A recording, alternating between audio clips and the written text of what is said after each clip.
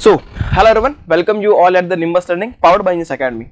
So, in this lecture, we will discuss about some interview guidance program. Means we will discuss some interview questions regarding the machine tool. Yes, in this lecture हम कुछ ऐसे questions को discuss करने वाले हैं from the machine tool जो कहीं ना कहीं आपके आगे आने वाले जितने भी इंटरव्यूज आपके होने वाले हैं उनमें कहीं ना कहीं आपको उन क्वेश्चन से जरूर आपको हेल्प मिलने वाली है. क्लियर? तो इस लेक्चर को पूरा देखें, आपके लिए बहुत ज़्यादा हेल्पफुल होने वाला है. शुरू करते हैं कुछ क्वेश्चंस के साथ.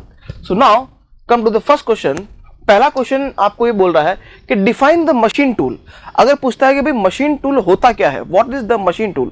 सो my dear, you know that machine tool is a device. Yes, machine tool is a device which can hold the workpiece as well as which can hold the tool itself.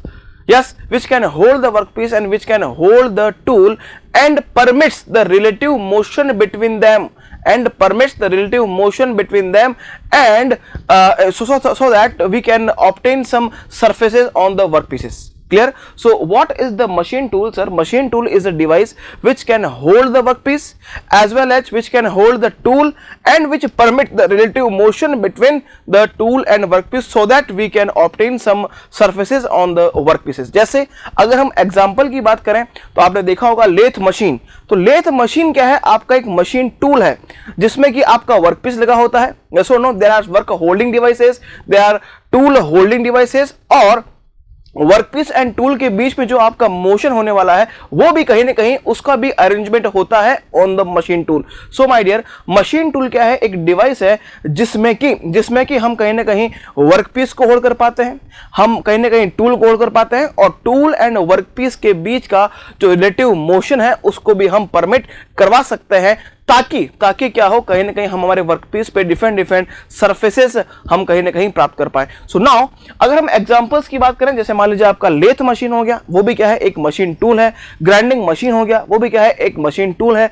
आपका drilling machine हो गया, वो भी एक machine tool है my dear. ऐसे करते करते ब्रोचिंग की बात करें, so you know lathe machine की बात करें, shaper, planer, they all are what my dear? They all are machine tool. इनको हम क्या कहेंगे? मशीन टूल कहेंगे. आई होप कि आपको ये चीज समझ में आ गई होगी कि मशीन टूल क्या होता है. Now come to the next question. Next question आपके सामने है, what are the cutting tool materials. Cutting tool कौन कौन से मटेरियल्स के बने होते हैं, हम उसकी चर्चाएं करने वाले हैं माय डियर. सो देखो, यहां तक हम बात करें कि इन 1900 की अगर हम बात करें तो उसमें क्या था, आपके पास जो पहला कटिंग टूल मटेरियल था, they are basically made up of what? Carbon steels. मतलब they are made up of what? High carbon steel. Yes ना, सबसे पहले जो टूल आए थे वो कौन थे my dear? They are basically what? The carbon steel tool. What? The carbon steel tool. But हुआ क्या, इन कार्बन स्टील के टूल की बात करें तो at the high temperature, yes high temperature मतलब एट द हाई स्पीड क्या हुआ, इनकी हार्डनेस ड्रास्टिकली लो हो गई. और जैसे ही इनका स्ट्रेंथ लो हो गया, इनकी हार्डनेस लो हो गई, तो कहीं ना कहीं टूल लाइफ आपका कम हो गया. So 1905, in 1905 some breakthrough are there, like we get the high speed steel tool. We get the high speed steel tool. Now what is the meaning of high speed steel? My dear, इसको high speed steel क्यों बोला गया? Because उस समय के लिए जो high speed steel से बने हुए टूल है वो कहीं ना कहीं जो कार्बन स्टील से बने हुए टूल से ज्यादा कटिंग स्पीड पे वर्क कर रहे थे. अगर मैं इनके कटिंग स्पीड की बात करना चाहूं तो जो प्लेन कार्बन स्टील, यहां मैं कहूं अगर हाई कार्बन स्टील के बने हुए टूल है वो लगभग आपका 5 से 10 मीटर पर मिनट पे काम कर लेते हैं, जबकि जो हाई स्पीड स्टील टूल थे जो कहीं ना कहीं मैं कह सकता हूं क्या 28 से 30 मीटर पर मिनट तक काम कर सकते हैं without losing their hardness and without losing their strength. Now तो उस समय के लिए ज्यादा स्पीड पे काम कर पा रहे थे, दैट्स व्हाई इनको बोला गया हाई स्पीड स्टील ना. सो नाउ नेक्स्ट हम बात करते हैं हाई स्पीड स्टील के बाद जो भी आपके कार्बाइड टूल्स हैं, है ना, जो भी आपके कार्बाइड टूल्स हैं उसके पहले कुछ और ब्रेक हुआ. तो उसके पहले आपके पास स्टेलाइट यस ना, स्टेलाइट के आपके कहीं ना कहीं टूल आ गए थे. They are made up of what? The you know cast cobalt alloy. इनको हम बोलते हैं my dear cast cobalt alloy. Why it is cast cobalt alloy, my dear? Because they are made up of what? Cobalt, and they are manufactured by the casting process. That's why we call the cast cobalt alloy. But you know the stellite, the tool made up from the stellite वो कहीं ना कहीं ज्यादा चल नहीं पाए because steroid से बने हुए टूल का जो रिग्राइंडिंग प्रॉपर्टी था वो कहीं ना कहीं बहुत कम था, जिसकी वजह से जो स्टेरॉइड से बने हुए टूल है वो कहीं ना कहीं नहीं चल पाए। इसके बाद आया आपके सिंटर्ड कार्बाइड टूल्स। इसके बाद आया आपके sintered carbide tools. Now, if I talk about the sintered carbide tool, so these are basically made up from the carbides, and why it is called the sintered? Because they are manufactured by the powder metallurgy process. Clear? और इसके बाद अगर हम बात करें, उसके बाद आपके जो टूल मटेरियल्स हैं, they are what like ceramic tools. They are what the ceramic tools. They have very high strength and they have just like in insert shape. Okay? और इनका जो हाई स्ट्रेंथ है, या मेरे को हॉट स्ट्रेंथ बहुत ज्यादा है, ये बहुत ज्यादा हाई कटिंग स्पीड पे भी वर्क कर पाते हैं, but they are just called the throw away insert because they have very less regrindable properties. So the important जो टूल मटेरियल थे वो ये थे आपके carbon steel, high speed steel, stellite, sintered carbide and alumina कहें या ceramics कहें, both are the same thing. उसके बाद कुछ एडवांस टूल मटेरियल थे जस्ट लाइक योर SiLN01 हो गया, ऐसा यूनिकॉर्न हो गया, वो यूकॉन हो गया। ये सब क्या है आपके एडवांस कटिंग टूल मटेरियल, जैसे आपका CBN हो गया, क्यूबिक बोरोन नाइट्रेट, इसको हम बोराजोन भी बोलते हैं, जिसको हम ग्राइंडिंग में एब्रेसिव की तरह भी काम में लेते हैं। So they are you know what the diamond tools हो गए, so they are specially advance cutting tool. So basic जो कटिंग टूल थे उनका नाम क्या कहता है भाई? Carbon steel, high speed steel, stellite, sintered carbide tools and ceramics. They are cutting tool materials. Okay, they are just conventional cutting tool materials. Okay, now अगर हम बात करते हैं नेक्स्ट क्वेश्चन की, what is the shelf sharpening behavior? What is the shelf sharpening behavior of the grinding wheel? ये पूछा है कि ग्राइंडिंग व्हील की अगर बात करें तो इस ग्राइंडिंग व्हील में सर ये सेल्फ शार्पनिंग बिहेवियर क्या होता है? यस, देखिए इसका मतलब क्या है, अगर हम सिंपली अगर ग्राइंडिंग व्हील की बात करें, जस्ट सपोज ये आपका ग्राइंडिंग व्हील है और हम जानते हैं कि ग्राइंडिंग व्हील में क्या होता है भाई? ग्राइंडिंग व्हील में कहीं ना कहीं आपके एब्रेसिव पार्टिकल्स होते हैं जो कहीं ना कहीं किसी न किसी बॉन्डिंग एलिमेंट के साथ बॉन्ड हुए होते हैं। यस ना? तो मान लीजिए ये आपका ग्राइंडिंग व्हील है और यहाँ पे ये मैं कह सकता हूँ क्या, ये कुछ एब्रेसिव्स आपको दिखाई दे रहे हैं। यस ना? ये क्या है? कुछ एब्रेसिव्स आपको दिखाई दे रहे हैं। यस, ये क्या है? आपकी first layer of abrasive. Suppose this is what the first layer of abrasive. ऐसे ही मैं कह सकता हूं क्या सेकंड लेयर ऑफ एब्रेसिव भी होगा, है ना? Just like they are what the second layer of abrasive. Yes, फिर थर्ड लेयर ऑफ एब्रेसिव होगा, फोर्थ लेयर ऑफ एब्रेसिव होगा, और इन एब्रेसिव को बांधने वाला कौन होगा? कोई ना कोई मैं कह सकता हूं कि यहाँ पे बॉन्डिंग एजेंट होगा, जिसकी वजह से ये जो बेसिकली एब्रेसिव्स है वो कहीं ना कहीं बॉन्ड में होंगे ना। अब suppose this is what the work piece, ये क्या है? आपका वर्क पीस है। यस, और ये आपका ग्राइंडिंग व्हील जो कहीं ना कहीं हाई स्पीड में कहीं ना कहीं आपको ऑपरेट कर रहा है। Now what is the self sharpening behaviour? उस सेल्फ शार्पनिंग बिहेवियर को समझने से पहले हमें यह समझना पड़ेगा कि यहां पे जो एब्रेसिव है, यहां पे जो आपके एब्रेसिव दिखाई दे रहा है, just they look like just a single point cutting tool. Yes ना? जो भी आपको यहां पे जो लेयर है, बेसिकली जो एक्सपोज लेयर ऑफ एब्रेसिव है, यहां पे आपको ये बेसिकली एब्रेसिव दिखाई दे रहे हैं, वो कहीं ना कहीं वर्क कर रहे हैं just like the single point cutting tool. Yes ना? ये इसलिए हम बोलते हैं इसे मल्टी है ना, इसलिए हम बोलते हैं my dear multi point cutting tool. So now अगर हम बात करें कि जैसे ही माय डियर आपका फ्रेशली जो आपका ये एब्रेसिव है, एब्रेसिव की लेयर है, वो अगर वर्कपीस से कांटेक्ट में आती है तो कहीं ना कहीं सबसे पहले ये जो एब्रेसिव्स है वो सिंगल पॉइंट कटिंग टूल की तरह वर्क कर रहे होंगे। लेकिन जैसे जैसे ये जो आपका ग्राइंडिंग व्हील है वो वर्कपीस पे कांटेक्ट में आ रहा है, वैसे वैसे ही जो आपके एब्रेसिव है वो हो रहे हैं आपके वोन आउट। अरे बोलो भाई, जैसे जैसे मैं कह सकता हूं क्या, ये एब्रेसिव वर्कपीस से कांटेक्ट में आ रहे हैं, वैसे वैसे ही आपका एब्रेसिव हो रहे हैं वोन आउट, घस रहे हैं माय डियर।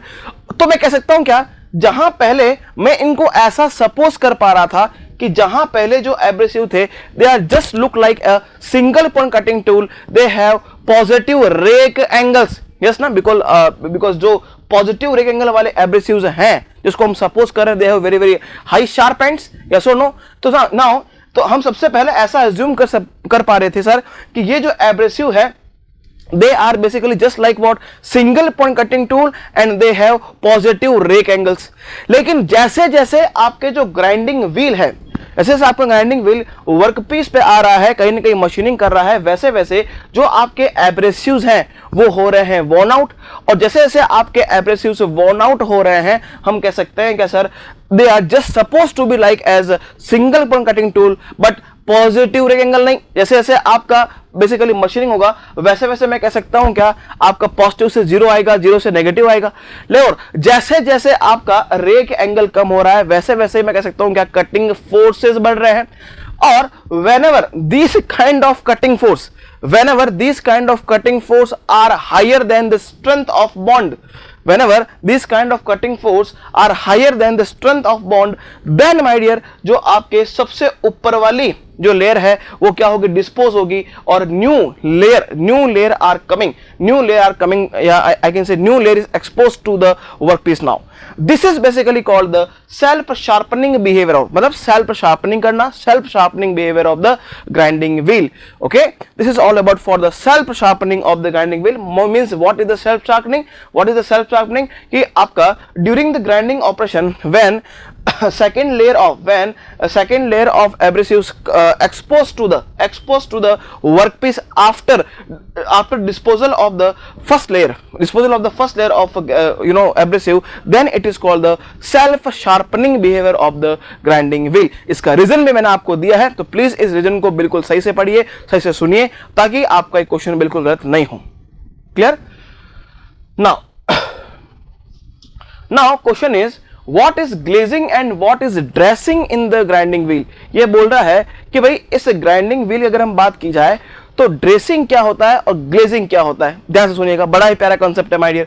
तो यहाँ पे अगर हम बात करें, सपोज कीजिए मेरे पास ये हार्ड व्हील है, this is what the hard wheel, and suppose this is what the hard work piece. Okay, now first of all हमें समझना पड़ेगा कि हार्ड व्हील से क्या मतलब है। देखिए, कंफ्यूज नहीं होना है। हार्ड व्हील से मतलब ये नहीं है, ध्यान समझिएगा, हार्ड व्हील से मतलब ये नहीं कि यहां पे आपने जो एब्रेसिव यूज किए हैं वो बहुत हार्ड है। नो, यस, यहां पे हार्ड व्हील से मतलब ये है कि भैया जो एब्रेसिव के बीच में बॉन्डिंग है वो बहुत अच्छी है। Yes, whenever there is very high bonding between the abrasives, then strong bonding between the abrasives, it is called the hard wheel। Okay, जब आपकी बॉन्डिंग प्रॉपर, या मैं कहूं अगर आपकी बॉन्डिंग पुअर होगी उसे बोलेंगे अपन soft wheel. Yes, so hard wheel से मतलब ये नहीं कि आपके एब्रेसिव हार्ड है। नो, हार्ड व्हील से मतलब ये है कि भैया जो आपने एब्रेसिव यहां पे काम लिए हैं, एब्रेसिव के बीच में जो बॉन्ड है वो बहुत ज्यादा अच्छा है। यस ना, वो बहुत स्ट्रांगली बॉन्डेड है। नाउ सपोज आपने क्या किया, ये आपने हार्ड व्हील लिया और ये आपने हार्ड क्या लिया, वर्कपीस लिया। तो मैं कह सकता हूं क्या, अगर आपने हार्ड व्हील लिया है, हार्ड बेसिकली आपने वर्कपीस लिया है, तो ये आपका ग्राइंडिंग व्हील जो है, सपोज कीजिए ग्राइंडिंग व्हील जो है हाई आरपीएम पे रोटेट होना शुरू होता है। चूंकि ये आपके सामने ये हार्ड वर्कपीस है, इसलिए मैं कह सकता हूं क्या, जो भी एक्सपोज लेयर ऑफ एब्रेसिव होगा, जो कि वर्कपीस में कांटेक्ट में आ रहा होगा, बहुत जल्दी ही वॉर्न आउट हो जाएगा। It just worn out very quickly. When it worn out very quickly, बहुत जल्दी ही, वो 3 से 4 मिनट के बाद ही आप देखोगे कि कहीं ना कहीं जो आपको लेड दिखाई दे रही है, उस पर्टिकुलर एब्रेसिव की लेड जो है, जो वर्कपीस से कांटेक्ट में आ रही है, बहुत जल्दी क्या हो जाएगी, वॉर्न हो जाएगी। वॉर्न आउट जल्दी क्यों होगी, बिकॉज यहां पे आपका हार्ड व्हील है, सॉरी यहां पे आपका हार्ड वर्कपीस है, इसलिए क्या होगा, जो आपकी एक्सपोज लेयर ऑफ एब्रेसिव है बहुत जल्दी वॉर्न आउट हो जाती है। नाउ अब आप क्या चाहते हैं, अब आप ये चाहते हैं सर कि सेल्फ शार्पनिंग बिहेवियर का यूज करते हुए ग्राइंडिंग व्हील जो है वो क्या करे, उस वॉर्न आउट हुई जो एब्रेसिव की लेयर है उसको डिस्पोज करे और फ्रेश लेयर जो है वो इस वर्कपीस से कांटेक्ट में आए, ताकि आपकी मशीनिंग चलती रहे। लेकिन आपने यहां पे हार्ड व्हील यूज किया है। हार्ड व्हील में क्या होगा सर, हार्ड व्हील में कहीं ना कहीं जो एब्रेसिव के बीच में जो बॉन्डिंग है वो बड़ी ज्यादा है, बड़ी स्ट्रांग है, जिसकी वजह से एब्रेसिव का जो एक्सपोज लेयर थी पहले, वो कहीं ना कहीं बेसिकली डिस्पोज नहीं हो पाएगी, जिसकी वजह से फ्रेश लेयर जो है वो वर्कपीस से कांटेक्ट में नहीं आ पाएगी, बिकॉज यहां पे क्या है, आपका हार्ड व्हील है। Is that clear? सो इस समय बाद क्या होगा, इस कंडीशन को हम बोलते हैं, इस कंडीशन को हम बोलते हैं व्हील का ग्लेज होना। मतलब मशीनिंग तो चल रही है, इट मींस आपकी ग्राइंडिंग व्हील जो चल रहा है लेकिन मशीनिंग नहीं हो रही है। There is rubbing action between the grinding wheel and the workpiece. Why rubbing action? Because जो वॉर्न आउट लेयर है, जो घसी हुई लेयर है, जो वॉर्न आउट लेयर है, वो वर्कपीस के रिपीटेटिवली कांटेक्ट में आ रही है, फ्रेश लेयर कांटेक्ट में नहीं आ पा रही है किसके, वर्कपीस के। इस कंडीशन को हम क्या बोलते हैं, इस कंडीशन को बोलते हैं अपन ग्लेजिंग होना। नाउ आफ्टर ग्लेजिंग हमारा काम क्या है भाई, after glazing when we use the single point cutting tool, single point cutting tool को लेके जो भी आपकी वॉर्न आउट लेयर है एब्रेसिव की, उसको हम क्या करेंगे, उतारेंगे।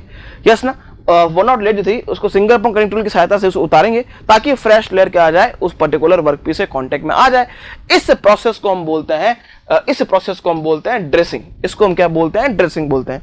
क्लियर? इसलिए क्या करते हैं हम, हार्ड व्हील और हार्ड वर्कपीस को इस्तेमाल नहीं करते हैं, because in hard combination, my dear, you know, the glazing is appear after 3 to 4 minutes of machining, and in dressing 10 to 15 minutes are for dressing. So 3 to 4 minutes for machining and 10 to 15 minutes for the dressing. It is not justified. Yes, na? It is not justified. That's why we not prefer the hard wheel and hard workpiece combination. Yes, na? So this is the glazing and dressing in the grinding wheel. Now define the milling operation. Explain two milling methods. Milling methods क्या basically what is this milling? Milling है, it is just a machine tool. ये भी एक machine tool है जिसमें कि इस milling machine क्या करते हैं अपन, इसमें भी क्या है, एक आपका कटर होता है, जैसे सर्कुलेटरी कटर, कुछ ऐसा आपका कटर होगा। इस कटर में क्या होगा, ये ऐसे आपके टिथ होंगे, यस और no, they are teeth around the periphery of the cutter, and यहाँ पे एक कॉलम होता है माय डियर, जिसमें कि आपकी मोटर्स वगैरह लगी होती है, यस और नो। और कहीं ना कहीं यहाँ पे हमारे पास एक टेबल होगा, देयर इज वन टेबल। इस टेबल के ऊपर ड्यू टू द फिक्चर्स हम क्या करते हैं, यहाँ पे वर्कपीस को फिक्स कर देते हैं, यस ना। और यहाँ पे कहीं ना कहीं आपका सपोर्ट होता है। इस टाइप की मिलिंग मशीन को हम बोलते हैं knee and column type milling machine. Just it is basically called the knee and column type milling machine. So what is the milling machine? So milling machine have a rotary cutter. Milling machine have a rotary cutter which have a teeth on the rotary cutter. Okay, and the workpiece is stable. Workpiece is fixed on the table. और यहाँ पे खूबसूरत बात क्या है कि जो table आपको दिखाई दे रही है, इस टेबल का जो मोशन की अगर बात करूं, ये अप डाउन में मोशन कर सकती है, ये क्रॉस वाइज मोशन भी कर सकती है माय डियर, यस ना, और ये लॉन्गिट्यूडनली मोशन भी कर सकती है। This is basically what the milling machine and due to the different types of milling cutters, कहीं ना कहीं इसकी जो एप्लीकेशंस हैं वो बहुत ज्यादा हैं, किसका, मिलिंग का। Now explain two milling methods. अगर हम टू मिलिंग मेथड्स की बात करें, there are two kinds of milling methods like your up milling and my dear your down milling. Yes, so what is the difference between up milling and down milling, my dear? If I talk about the up milling and down milling, you can say that in up milling, my dear, if the workpiece if the rotor and workpiece का जो motion अगर opposite direction में है, उसको हम क्या बोलेंगे, up milling बोलेंगे। if the motion of workpiece and the cutter is in same direction, इसे बोलेंगे अपन डाउन मिलिंग। मैं आपको दिखाता हूं what is the up milling and what is the down milling. Please think of it, this is just up milling and down milling. Okay, so as I told you, in what is the up milling, in the up milling, my dear, when the rotary motion of the tool and workpiece are in the opposite direction, yes na, ये आपका workpiece, it is what the cutter, or this is just like the slab and plain milling cutter, because the teeth are it's on the periphery. If the cutter motion, it is just a cutter motion, my dear, rotary motion of cutter, yes na, in this direction, and in this direction workpiece is moving like that. So if the relative motion between the workpiece and cutter is in opposite direction, then it is called the up milling. And whenever the cutter motion and workpiece motion are in same direction, इसे बोलते हैं अपन down milling. और भी कई इसके मैं कह सकता हूँ क्या डिफरेंस हो सकते हैं। जैसे अगर हम अप मिलिंग की बात करें, chip thickness is varies from minimum to maximum. In the down milling, chip thickness is varies from maximum to minimum. Cutting power की बात करें तो cutting power is maximum in the up milling, cutting power is minimum in the down milling. Yes, surface finish is poor in up milling, surface finish is high in the down milling. Yes, so up milling is used for the roughing operation because of maximum metal removal, and down milling is used for the finishing operation because of less metal removal. Clear na? These are the basically two kinds of milling methods according to relative motion between the workpiece and the cutting tool. Now, what is the difference between slab and face mill cutter? If we observe the slab and face mill cutter, slab का मतलब क्या होगा? Slab को हम plain mill cutter बोलते हैं. Whenever the cutting teeth are on the periphery of the cutter, then it is called the slab mill cutter. Whenever the cutting tooth are on the face, it is basically called the face mill cutter. Okay, just what is the slab mill cutter, my dear? So just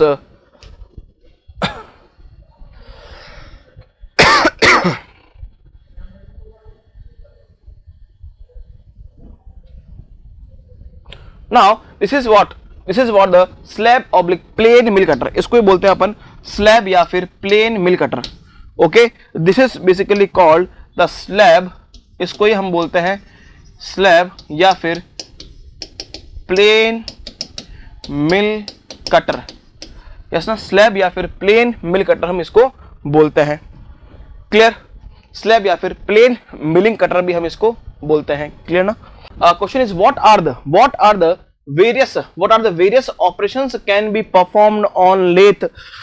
okay, what are the various operations performed on lathe?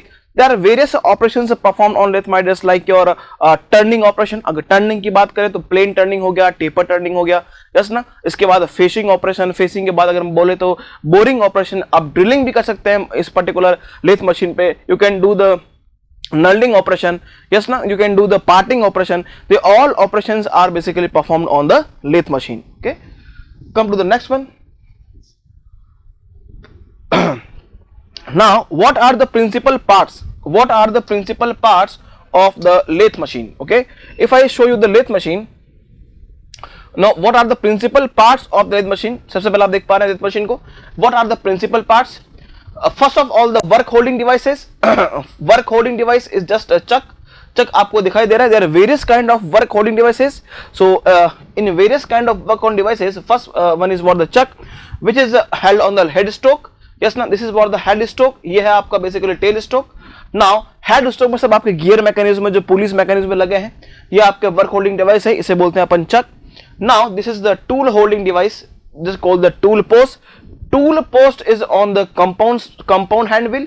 The compound slide is used to move the tool in any kind of in any kind of angle so that we can do the taper turning operation.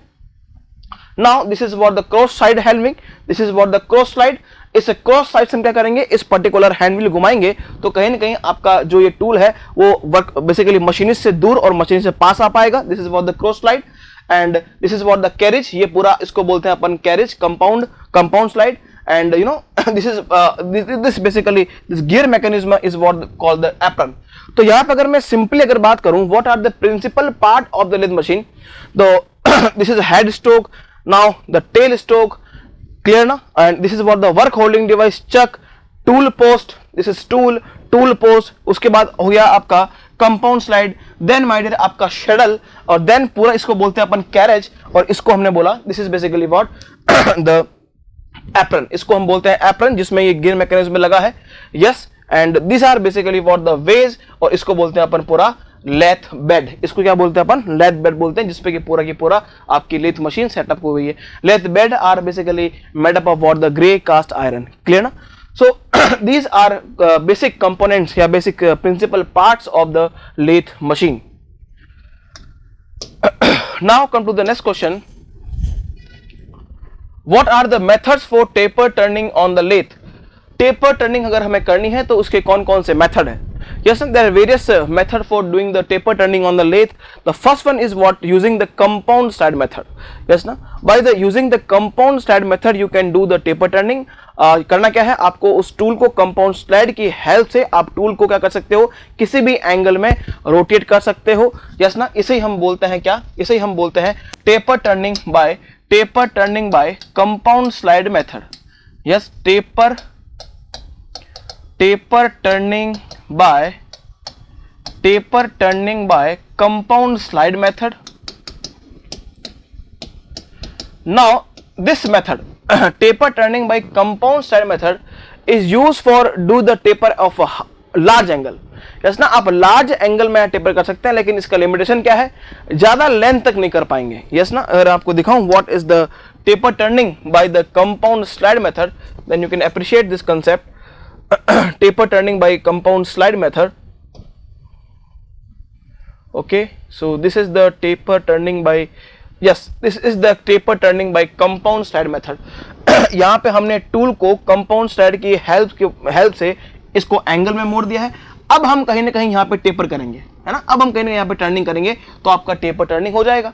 Yes, लेकिन यहाँ पे इसका advantage क्या है sir, इस method का advantage ये है कि इस taper turning by compound slide method से आप ज्यादा एंगल का टेपर दे पाएंगे. लेकिन इसका लिमिटेशन क्या है, लिमिटेशन ये है कि लॉन्ग लेंथ तक आप टेपर नहीं दे पाते हैं फ्रॉम दिस मेथड. यस ना, लॉन्ग लेंथ तक आप टेपर नहीं दे पाएंगे. क्लियर. वहीं अगर मैं बात करूं दिस मेथड की, वहीं अगर मैं बात करूं this is tail stroke offset method. Tail stroke को आपने कुछ ऑफसेट किया है, this is basically called the tail stroke offset method. In tail stroke offset method you can see that whenever इसमें आपको टूल को मूव करने की नीड नहीं है. यस ना, यहाँ पे आपको टूल को मूव करने की नीड नहीं है. यहाँ पे आपको आपने क्या किया है, इस टेल स्ट्रोक को ही ऑफसेट कर दिया है. यस, जैसे ही आप टेल स्ट्रोक ऑफसेट कर देंगे, फिर अगर आपने अपने टूल को ऐसा सिंपली टर्निंग किया तो वो आपका टेपर टर्निंग ऑटोमेटिकली हो जाएगा. यस, तो यहाँ पे इस पर्टिकुलर मेथड का एडवांटेज क्या है, वाई ऑफसेटिंग मेथड. इसका एडवांटेज ये है कि सर यहाँ पे आप लॉन्ग लेंथ तक टेपर कर पाएंगे. यस, आप लॉन्ग लेंथ तक टेपर कर पाएंगे. लेकिन इसका डिसएडवांटेज क्या है सर, इसमें आप कम एंगल तक ही टेपर ले पाएंगे. यस ना, दोनों के अपने अपने एडवांटेज और डिसएडवांटेज हैं. इसके अलावा आप इस बेसिकली व्हाट दिस मेथड का एच स्लाइड मेथड का यूज करके भी आप कहीं ना कहीं टेपर टर्निंग कर पाएंगे. और these are basically what form tool method. इस फॉर्म टूल जैसा, फॉर्म टूल मतलब क्या, जैसा टूल का शेप वैसा ही आपको वर्कपीस पे शेप चाहिए. तो ऐसा इस डायरेक्शन में अगर आप कहें कि इस फॉर्म टूल का यूज करके अगर आपको इस डायरेक्शन में अगर आप फीड कर देंगे तो क्या होगा, मैं कह सकता हूं क्या, आपका टेपर टर्निंग हो जाएगा, है ना. So these are some method, these are this like that, this is the form tool method, just the form tool method my dear. So these are some method for taper turning. कौन सा हो गया भाई, सबसे पहला आपका taper turning by the compound slide method, taper turning by the tail stroke offset method, taper turning by the S type attachment, and my dear taper turning by the form tool method. So they are just a method on the lathe machine for the taper turning. Now what are the work holding devices on the lathe machine? अगर मैं work holding devices की बात करता हूं, there are various work holding devices on the lathe machine. तो जैसा कि आप सब लोग जानते हैं कि कौन कौन सी वर्क होल्डिंग डिवाइस है. सो अगर आपको लॉन्ग वर्क पीसेस, अगर आपको my dear long work pieces की मशीनिंग करनी है, पूरा का पूरा मशीनिंग करना चाहते हैं, then we use the centres, है ना. वो सेंटर, दो आपको सेंटर दिखाई दे रहे होंगे, आपने अपने वर्कशॉप में देखे होंगे. These are basically what the centres. Clear ना. सो अगर आपको लॉन्ग वर्क पीस का मशीनिंग करना है तो then we use the centres. इसको बोलते हैं अपन live centre. This is what the dead centre. What is the meaning of live and dead? Simple. When the center is moving with the head stroke, it is basically called the live center. When the center is not moving with the workpiece, then it is called the dead center. Okay. Generally, live center are attached on the head stroke. Yes, na, on the spindle itself. And this is what the lathe dog.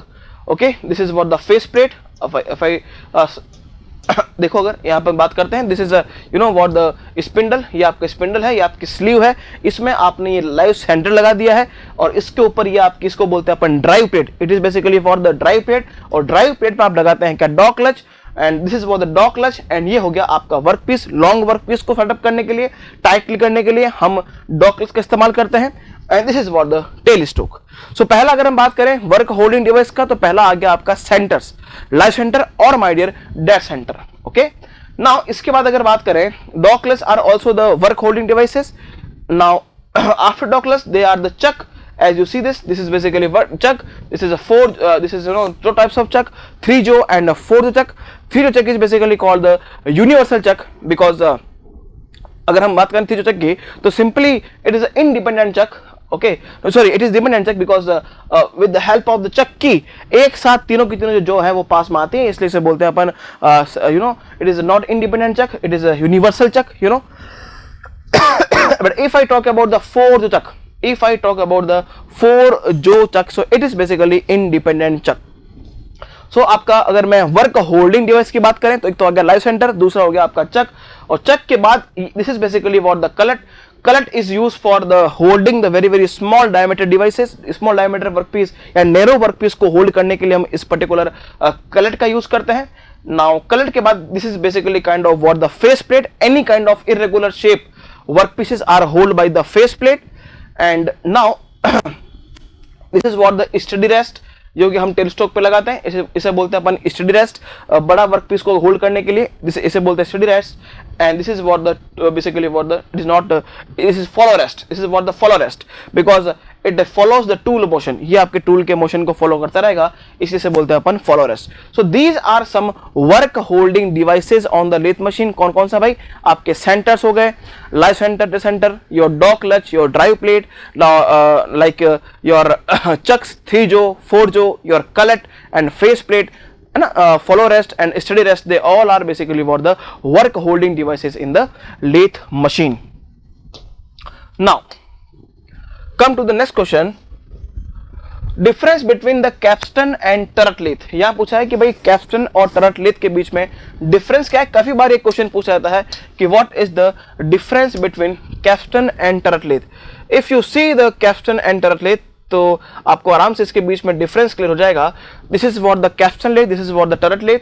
यहां पर अगर हम बात करें, capstan is you know low duty machine, it is a high duty machine, okay. So यहां पे दोनों में ही बात करें, दोनों में ही टेल स्ट्रोक नहीं है, दोनों में ही आपका टेल स्ट्रोक नहीं है.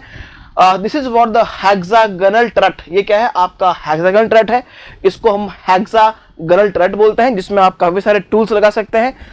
इसका जो मोशन का मैकेनिज्म है वो होता है जिनेवा मैकेनिज्म. यहां भी लगा है, यहां पे लगा है. But in you know in capstan lathe my dear, जो हेक्सागोनल टरट है, in capstan lathe hexagonal turret is on the saddle, is on the saddle and saddle is on the ram, okay. But यहां पे जो आपका hexagonal turret है वो क्या है? आपका शेडल पे ही है. यस ना? मींस यहां पर अगर बात करें कैप्स्टन लेथ में, जो आपका हेक्सागोनल टरट है, it is on what? It is on the ram. Ram is on what? Saddle. But in hexagonal, in you know in turret lathe, जो हेक्सागोनल टरट है, it is already on the saddle. इसका मतलब क्या है? जो length wise movement है, जो length wise movement है आपका इस पर्टिकुलर टरट का, वो क्या है? इस पर्टिकुलर कैप्स्टन लेथ में कम है. जबकि अगर मैं टरट लेथ की बात करूं तो लेंथ वाइज मूवमेंट है वो क्या है? यहां पे ज्यादा है. क्लियर? अगेन अगर कैप्स्टन लेथ की बात करें तो यहां पे जो क्रॉस वाइज मोशन होता है वो नहीं होता है. लेकिन अगर मैं टरट लेथ की बात करूं तो it permits the cross wise motion of the work piece. Clear? And now अगर हम स्विंग की बात करें, swing, what is the meaning of swing? Swing क्या होता है भाई? पर्टिकुलर कितने डायमीटर, कितना मैक्सिमम डायमीटर का वर्कपीस आप लेथ मशीन पे लगा सकते हैं, बेसिकली वर्क करवा सकते हैं, मशीन कर सकते हैं, उसको बोलते हैं swing of that lathe machine. Clear ना? सो अगर हम यहां की बात करें तो swing of the turret lathe is more than the capstan lathe. Yes ना? Swing of the turret lathe is more than the capstan lathe. So these are some difference between the capstan lathe and turret lathe. जो मैंने बोला है वो सब आपका यहाँ पे लिखा है. सो प्लीज अगर if you want then take the screenshot as well. Okay, this is the main difference between the capstan and the turret lathe. जो मेन डिफरेंस है वो मैंने आपको बता दिए हैं. Length wise movement is less in capstan, length wise movement is more in turret because you know in the capstan lathe the shuttle will not move during the machining because the turret head is mounted on the ram and ram is mounted on the shuttle. But in the turret lathe the turret head is directly mounted on the shuttle. Yes ना? Swing अगर बात करें, देखो swing क्या है? It is use for machining the pieces of 60 mm diameter. ये only 60 mm diameter के workpiece को ही कहीं ना कहीं मशीन कर सकता है. जबकि यहां पर अगर टरट लेथ का देखें तो 200 mm डायमीटर मींस इसका स्विंग क्या है? आपका ज्यादा है. This is basically what important difference between capstan and turret lathe. Okay, this is difference between capstan and turret lathe. Now come to the next question. high speed steel tool materials used for which kind of applications? High speed tool made up of tungsten, chromium and vanadium. 1841 is the percentage of 18% is tungsten, 4% chromium and 1% vanadium, and 0.7% carbon is also there. So high speed steel have tungsten, so that its hot strength is more, as well as the toughness is very more. Toughness is very high among the all tool material in the high speed steel. Okay, toughness बहुत ज्यादा होती है, जिसकी वजह से high impact load को भी वो सहन कर सकता है. इट मींस जो भी आप स्लेंडर शेप के जो भी टूल्स देखते हैं, like and mill cutter, your drill bit, okay, जिसमें आपका बेंडिंग स्ट्रेसेस लगने की संभावनाएं होती है. कई सारे के मैं कह सकता हूं कि स्ट्रेस अगर लग रहे हैं जिससे कि उसका फेलियर हो सकता है ड्यू टू इंपैक्ट लोडिंग, उन सब में आप हाई स्पीड स्टील का यूज करते हैं. That's why your drill bits, your end mill cutters, milling cutters, they all are made up of by the high speed steel, because high speed steel have maximum toughness among all the cutting tool materials. Yes, so in high speed steel there are two types of W series and T series. W मतलब के जिसमें अगर आपका M series है ना, M series मतलब के जिसमें आपका molybdenum भी होता है, ओके, टंगस्टन के साथ में, उसे बोलते हैं अपन M series. And T series मतलब कि जिसमें ओनली आपका टंगस्टन होगा, उसको हम बोलते हैं T सीरीज. क्लियर ना? So high speed steel have very high toughness, so that we can use this kind of cutting tool materials where the high stress formation is there, when the tool is slender in shape, just like your drill bit हो गया है ना, आपके and mill cutters हो गए, जितने भी complex shape के ऑब्जेक्ट्स हैं, जितने भी फॉर्म टूल्स बन रहे हैं, वो सब किससे बनते हैं? आपके हाई स्पीड स्टील से बनते हैं. बिकॉज यहाँ पे हमें कहीं ना कहीं उस टूल का रिगाइन कर सकते हैं, उस टूल को हम शेप दे सकते हैं, बिकॉज टफनेस क्या है इसकी ज्यादा है. Clear? Now come to the next question. What are the sequential step for the powder metallurgy? Yes, powder metallurgy के सीक्वेंशियल स्टेप क्या है? Very easy question. सबसे पहले हम बात करें, सो पाउडर मेटलर्जी क्या होता है? सबसे पहले पाउडर मेटलर्जी में क्या आप पाउडर इस्तेमाल करते हैं, कहीं ना कहीं पाउडर का इस्तेमाल करके, मेटेलिक पाउडर का इस्तेमाल करके आप डिफरेंट एलॉयज फॉर्म कर सकते हैं, विच है very high strength. So what are the sequential operations on the powder metallurgy? Just like सबसे पहले आपका मैन्युफैक्चरिंग ऑफ द पाउडर. सबसे पहले आप पाउडर को मैन्युफैक्चर करेंगे, इसके भी कई सारे मेथड है, जैसे एटोमाइजेशन हो गया आपका, यस ना, आपका I can say that various kind of operations are there, like milling machine हो गया, ग्राइंडिंग हो गया, इन सब से भी आप पाउडर बना पाएंगे. From the different types, the steel ball milling हो गया, उससे भी पाउडर बना पाएंगे आप, है ना. रिडक्शन मेथड हो गया, पल्वराइजेशन हो गया, इससे भी पाउडर बना पाएंगे. Various methods are for the powder manufacturing. उसके बाद पाउडर बनने के बाद you do the blending process. Blending means proper mixing of the powders, and after proper mixing of the powder you do the compaction method with the help of some dyes, like your dyes, as well as for the hot isostatic pressing and cold isostatic pressing with the help of hydrostatic pressure, so that we can increase the density of the powder. And so सबसे पहला हो गया आपका manufacturing of powder, then उसके बाद blending, उसके बाद उसको शेप देना है, इसलिए हम उसका कॉम्पैक्शन करते हैं, इसे बोलते हैं अपन कॉम्पैक्शन या कॉम्पैक्टिंग मेथड. आफ्टर कॉम्पैक्शन जो आपका प्रोडक्ट मिलता है उसे बोलते हैं ग्रीन प्रोडक्ट. क्या बोलते हैं my dear? Green compact, which have not that much strength कि हम उसे यूज कर लें. स्ट्रेंथ देने के लिए हम उसे सिंटरिंग करते हैं. What is the meaning of sintering? Just हम फर्नेस में उसे कहीं ना कहीं टेम्परेचर हाई करके फर्नेस में उसमें बॉन्डिंग करते हैं, जैसे diffusion bonding between the powder materials. Clear ना? तो पाउडर टुकड़ों के बीच में आपकी डिफ्यूजन बॉन्डिंग होने की वजह से the strength of that powder metallurgy product is very high. And after sintering your powder metallurgy product is ready. Okay, so this is the main steps for the powder metallurgy process, like your manufacturing of powder, then your blending, then your compacting, then my dear your sintering, and then my dear आपका powder metallurgy process in your hand. Clear? So these are some questions regarding the machine tool and some from the powder metallurgy. So I think this might be helpful for you. Thank you so much guys. Till then, goodbye. Jai Hind.